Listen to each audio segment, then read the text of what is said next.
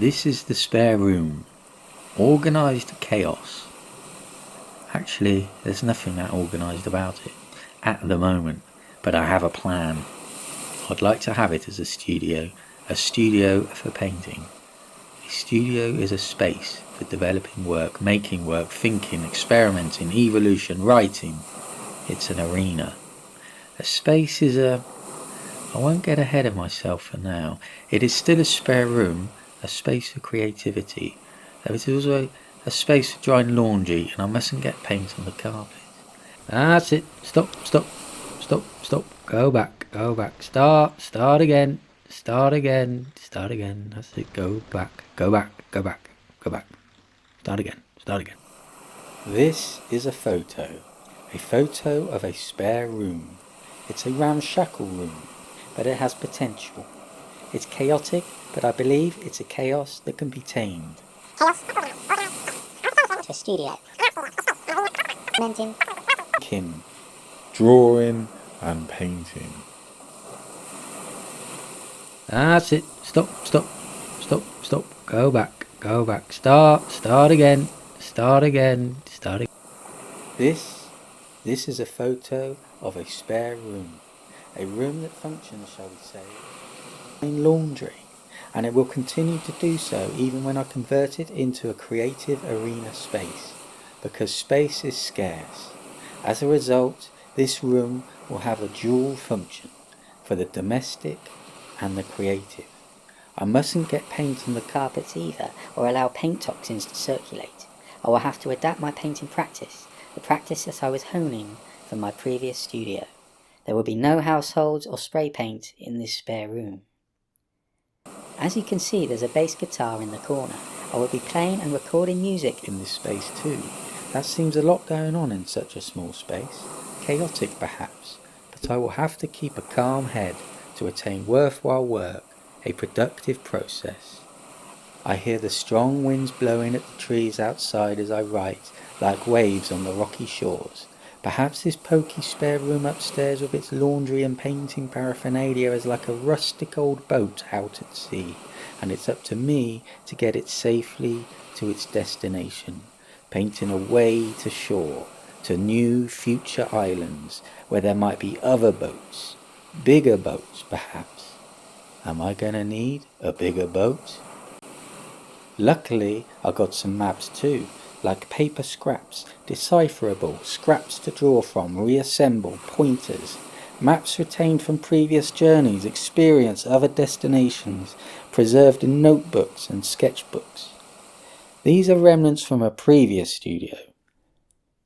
A 4-year stint in former times.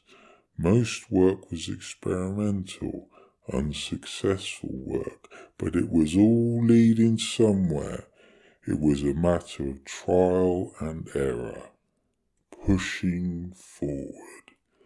You needed the bad work to get to the good stuff, the doing, experimenting, documenting, reflecting, editing, evolution, practice, dedication and discipline. Towards the end, some of it was good.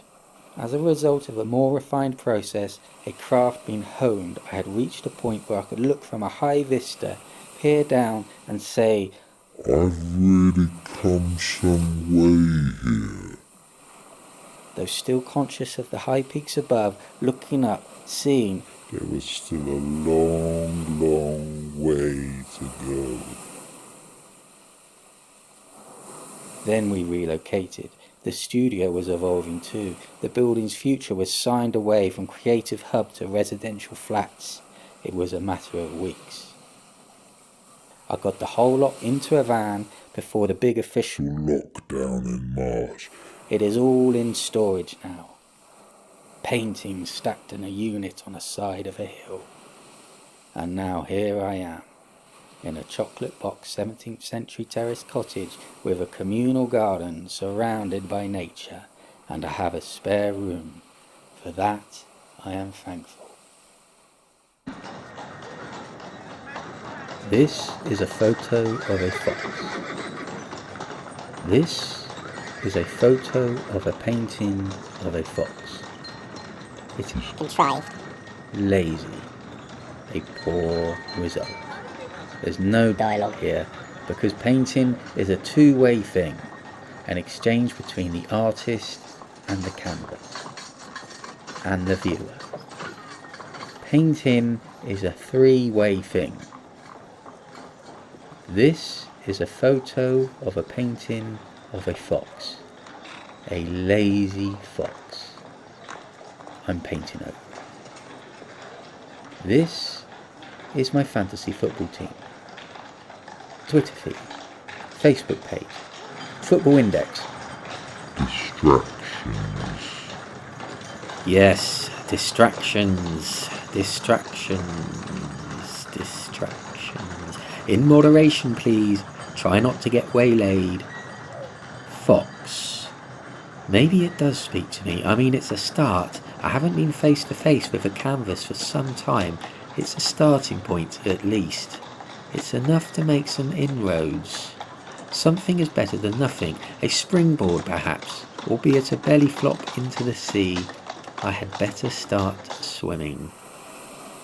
In this 17th century cottage I live in with a communal garden out the front, there is a family of foxes that live with us, it seems. Nature is abundant here and on our doorstep.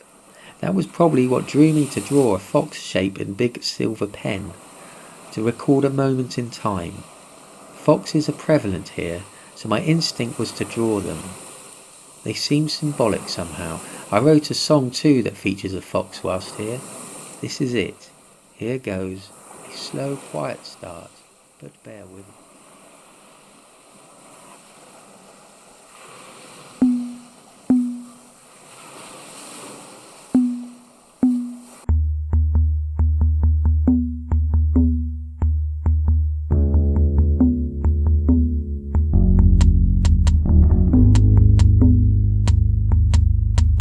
Framed by a window from the 17th century is conducive to thoughts of profundity.